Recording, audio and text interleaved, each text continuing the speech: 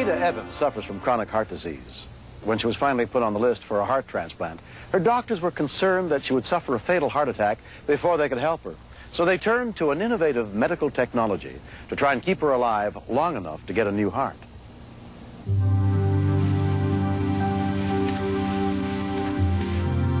She just have a lot of courage. And whenever she hurting, you ask her how she feeling, she said fine.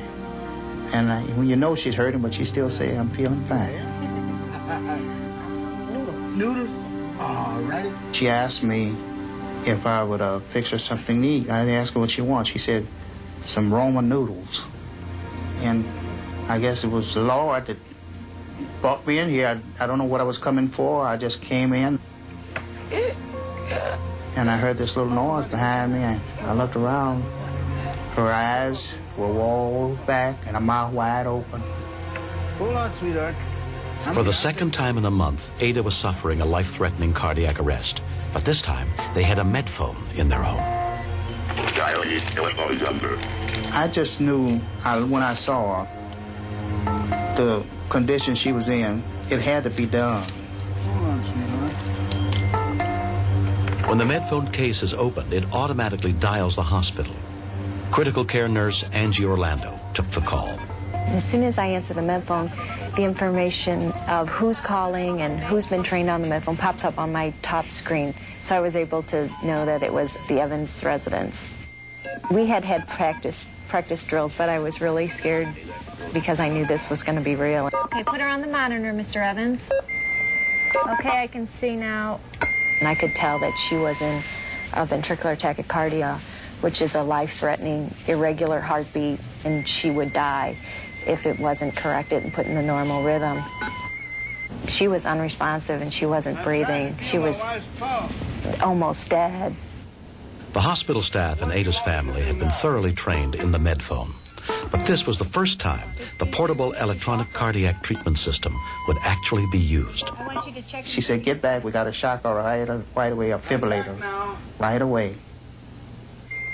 Angie Orlando was about to try what had never been done before. Shock a heart back into beating through the phone lines with the patient still at home.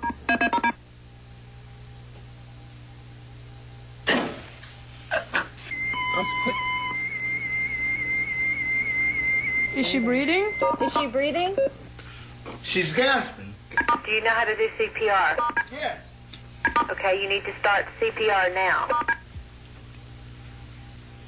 A call was placed to 911 to get help for Ada and Roscoe at their home as soon as possible. CMS, what is your emergency? Well, I'm calling to have an ambulance sent immediately to an address 335 William Place. And what is the emergency? The emergency is the patient's in VTAC. They're doing CPR on the patient. You said a patient is in they doing CPR on the patient? Yes. Okay, man, we'll get someone on over there. Thank you. All right. Not being there was really hard, and I didn't know Roscoe. I had to rely on his word, and I had to have a lot of trust in him. Mr. Evans, is she breathing?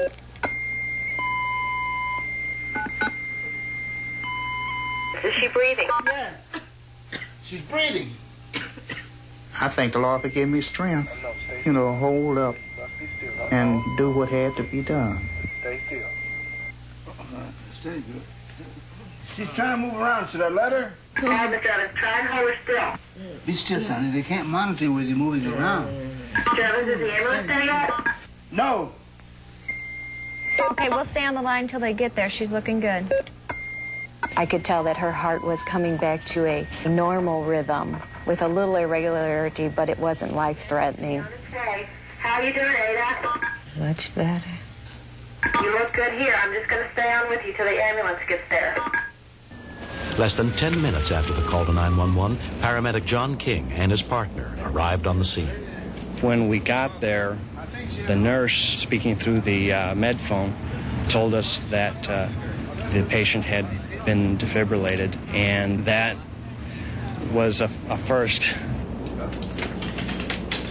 Time is crucial, and if it took us, say, 8 minutes to get there, even with CPR, our chance would be just about nil.